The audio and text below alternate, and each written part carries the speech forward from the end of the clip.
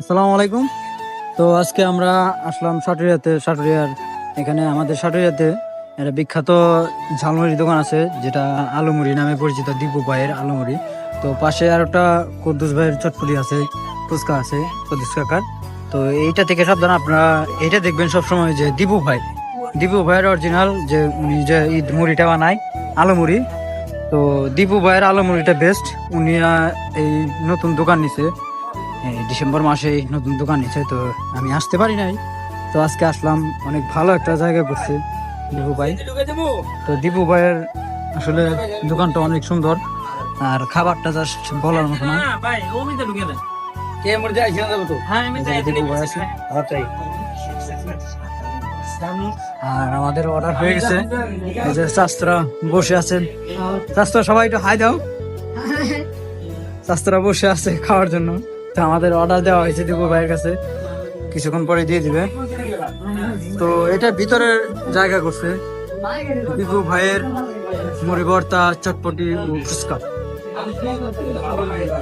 তো দীপু ভাইয়ের মুড়িটা অনেক ভালো। এখানে ডিম রেখে দিয়েছেন দীপু ভাই, ডিমও বিক্রি করা হয়, আর আলু মুড়ির সাথে ডিমও দেওয়া হয়।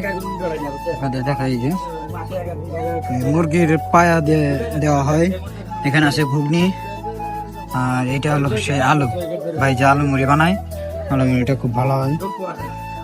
তো এখানে আসলে যে ভাইকে পেয়ে যাবেন, ভাই আছে, ভাই সব সময় রেডি হয়ে আছেন আপনাকে দেওয়ার জন্য। অনেক ভিড় থাকে, তবে এখন একটু ফ্রি সময়, এই জন্য ভাইয়ের কাছে একটা মানে চাপ নেই, এই জন্য ভাই একদম ফ্রি ভাই বানাইতেছেন। আমরা অর্ডার দিছি।